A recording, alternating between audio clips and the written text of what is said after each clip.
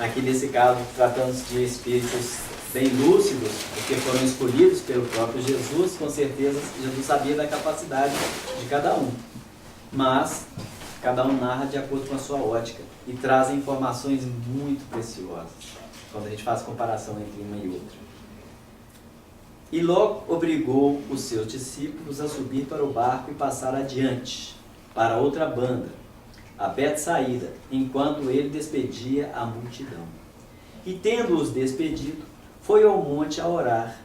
E sobrevindo a tarde estava o barco no meio do mar, e ele sozinho em terra. E vendo que se fatigavam a remar, porque o vento lhes era contrário, perto da 4ª vigília da noite, aproximou-se deles andando sobre o mar, e queria passar-lhes adiante. Mas quando eles o viram andando sobre o mar, cuidaram que era um fantasma, e deram grandes gritos, porque todos o viam e perturbaram-se. Mas logo falou com eles, e disse-lhes: tende bom ânimo, sou eu, não temais.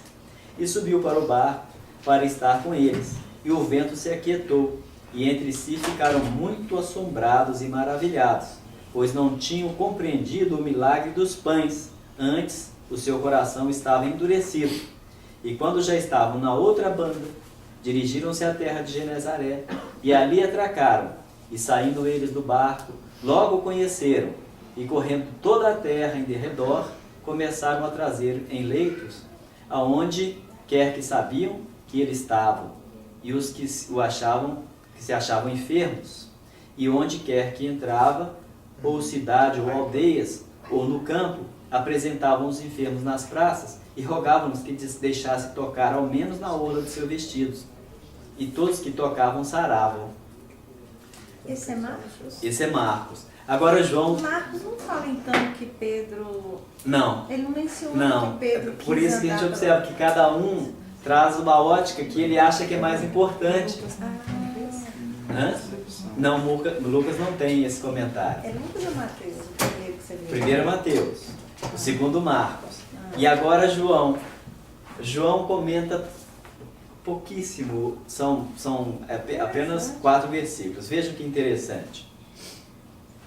E quando veio a tarde, os seus discípulos desceram para o mar, e entrando no barco, passaram o mar em direção a Cafarnaum. E era já escuro, e ainda Jesus não tinha chegado ao pé deles. E o mar se levantou, porque um grande vento assoprava, e tendo navegado uns 25 ou 30 estádios, viram a Jesus andando sobre o mar, e aproximando-se do barco, e temeram. Porém ele lhes disse: sou eu, não temais. Então eles de boa mente o receberam no barco, e logo o barco chegou à terra para onde iam. Uma síntese, mas isso aqui levou tempo para que essa assimilação acontecesse, porque João escreveu o Evangelho e já estava bem maduro. Então ele não narrou como os outros. Por exemplo, Mateus, ele é preciso na narração, ele pega os detalhes, tudo que aconteceu. Marcos, ele enfoca determinados pontos bem interessantes também, mas não todas as minúcias. E João faz uma síntese para trazer uma informação muito importante. Por que ele fala? Jesus não tinha chegado ainda aos pés deles. Quando ele vai fazer esse relato, que ele faz uma síntese para a gente entender que a Jesus, com Jesus e por Jesus tudo é possível. Agora, por que é que eles não tinham chegado aos pés deles? Quando João Batista fala: tu vens a mim, que nem sou digno de atar as tuas sandálias, as tuas alparcas, ou seja, eu não sou digno de chegar aos teus pés. Em termos de comparação à evolução, é claro. Mas aqui Jesus não tinha chegado ainda aos pés dos discípulos. Por quê? Você baixou tanto? Hã? Você baixou? Seria um processo de baixar tanto? Dá-se essa impressão, mas não. O que é os pés? Vamos analisar o que é os pés. Mas é a estrutura que segura o corpo. É a estrutura que segura um E corpo, apoia o corpo. que apoia o corpo. A base. Então, Jesus não tinha chegado à base deles. Como? Por quê? Porque talvez eles tivessem entendido ainda Eles ainda não se tinham colocado na base segura. Tinham dúvidas? Tinham dúvidas, eles ainda não tinham estrutura de segurança. Ainda, por isso que ele fala, Jesus não tinha chegado ainda aos pés deles.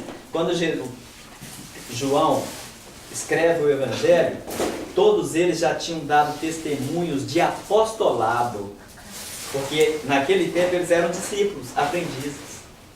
Chega um determinado momento que o próprio Jesus, ainda que eles tivessem vacilações, oscilações, dificuldades e dúvidas, mas Jesus reconhece a maturidade e diz: eu agora já não vos chamo discípulos, eu vos chamo amigos.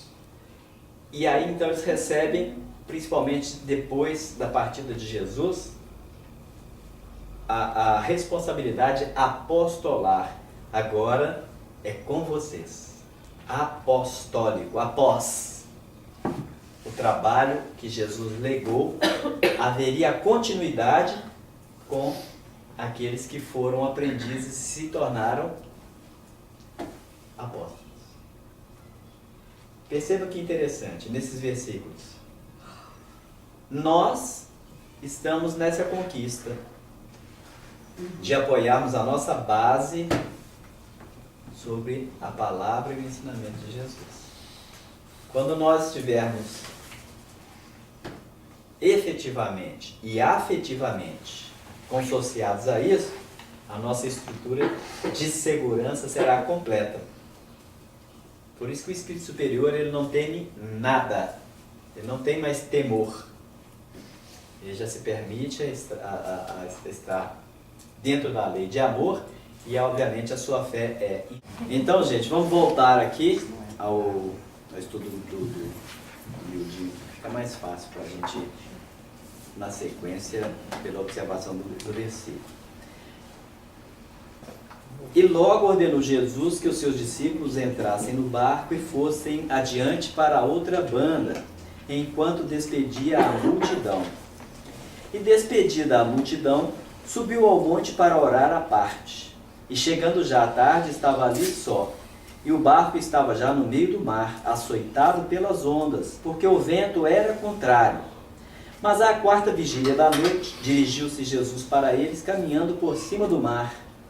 E os discípulos, vendo-o caminhar sobre o mar, assustaram-se, dizendo: é um fantasma, e gritaram com medo.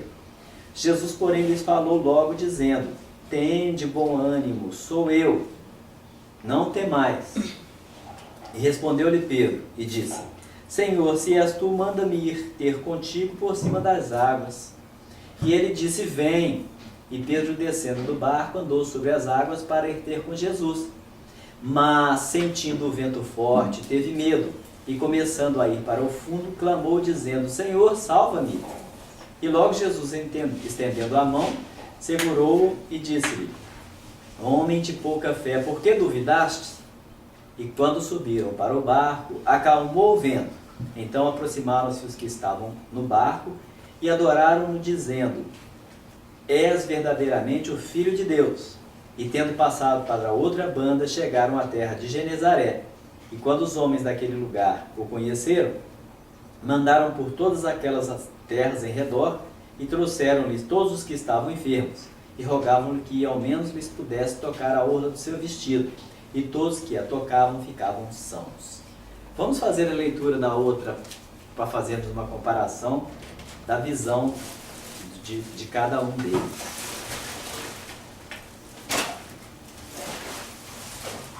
Para que a gente possa perceber o interessante, né? Cada um narra, quem conta um conto, ou aumenta um ponto, ou estende o conto.